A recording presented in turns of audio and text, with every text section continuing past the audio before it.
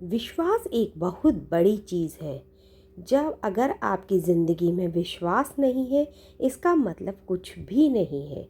जब भी हम किसी पर भरोसा करें, चाहे हमारे सगे संबंधी हो, मित्र हो या भगवान के प्रति हो, तो हमारा किसी भी रिश्ते में विश्वास होना बहुत ज़रूरी है। विश्वास हमारे जीवन में भगवान के प्रति जब होता है, तो वो हमारे जीवन में एक पॉजिटिविटी का फीलिंग आती है। हमारे जीवन में एक सकारात्मकता लेकर आता है कि कोई है हमारा जो अपना है, जो हमारे सभी समस्याओं को सुनेगा और सभी समस्याओं को हल करेगा। जय श्री राम दोस्तों। हनुमान चालीसा का संकल्प हमें कब लेना चाहिए, कैसे लेना चाहिए, उसके करने के क्या नियम हैं, किस दिन से शुरुआत करनी चाहिए, दिन में कब करना चाहिए, आज मैं यही छोटी छोटी चीज़ें आपके साथ एक छोटे से वीडियो में शेयर कर रही हूँ। अगर ये वीडियो आपके पास आया है तो इसका मतलब ये नहीं है कि आपने उसको ढूंढा है। इसका मतलब ये है, मेरा मानना है कि इसका मतलब ये है कि आपके जीवन में जो भी संकट या कष्ट चल रहे हैं, भगवान जी, हनुमान जी आपको याद कर रहे हैं और वो चाहते हैं कि आपने सारे काम करके देख लिए। अगर आपके कष्ट हल नहीं हो रहे हैं, इसका मतलब ये है कि आप उनकी सेवा करें, उनका नाम स्मरण करें। और तो जो हनुमान जी हैं, उनका दूसरा नाम होता है संकट मोचक, यानी कि वो संकटों को हरने वाले। तो हनुमान जी जो भी है वो आपके सारे संकट हर लेंगे।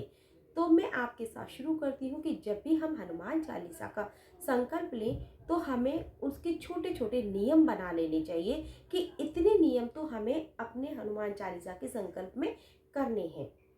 तो दोस्तों, सबसे पहला नियम, आपको जब भी हनुमान चालीसा का शुरुआत कैसे करें, उस दिन या तो मंगलवार होना चाहिए या शनिवार होना चाहिए। जब आपने मंगलवार या शनिवार लिया है, या फिर आप ना रामनवमी से, हनुमान जयंती से, आप किसी भी दिन से आप हनुमान चालीसा का संकल्प ले सकते हैं। इसके बाद सुबह साफ स्वच्छ नहा धोकर आप आसन पर बैठ जाएं, सामने हनुमान जी की मूर्ति स्थापित करें। राम दरबार है तो वो लगा सकते हैं, गणपति जी की स्थापना करें। ये जो संकल्प है, ये आप मंदिर में जाकर भी कर सकते हैं हनुमान जी के, या फिर आप अपने ही घर के मंदिर में कर सकते हैं।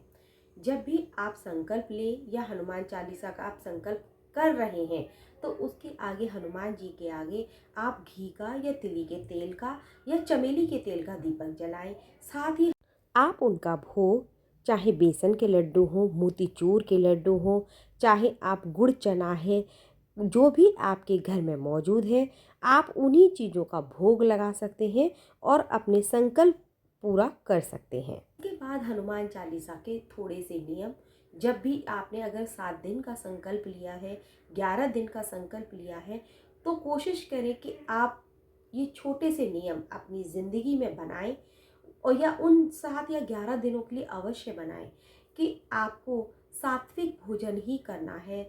आपको प्याज, लहसुन, मांस, मदिरा, किसी भी चीज़ का सेवन नहीं करना है। इसके साथ ही आप वस्त्र पहने तो कोशिश करें या तो वो भगवा कलर का हो या लाल रंग का हो।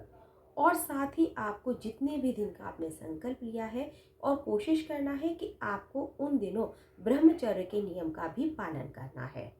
जब आपका संकल्प 11 या 21 दिन का जो भी आपने लिया है पूरा हो जाए, तो आपको पूरे विधि विधान के साथ हनुमान जी की पूजा करनी है, और जो प्रसाद है वो सबको वितरित कर देना है, और उनसे ये हाथ जोड़कर प्रार्थना करनी है कि भगवान, मैंने आपके समक्ष जो भी संकल्प लिया था, मैंने उसको पूर्ण किया है, आप भी मेरे कष्टों का निवारण अवश्य करें।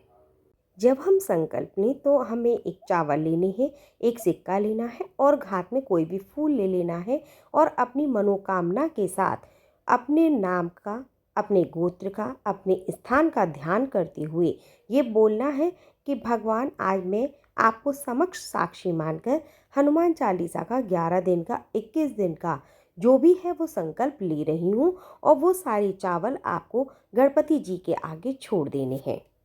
इसके बाद आपको हथेली पे फिर से चावल लेने हैं, और जो आपने लोटे में जल लिया है, वो आपको थोड़ा सा जल लेकर हाथ पर हनुमान जी के आगे भी यही प्रार्थना करनी है, नाम का, गोत्र का, स्थान का ध्यान करते हुए और अपनी मनोकामना को, इच्छा को रखते हुए उनके सामने कितने दिन का संकल्प लिया है वो भी आपको करना है। इसके बाद हनुमान चालीसा जो मैं रोज़ पढ़ती हूँ उसको नमन करिए और अपने हनुमान चालीसा के पाठ को शुरू करें।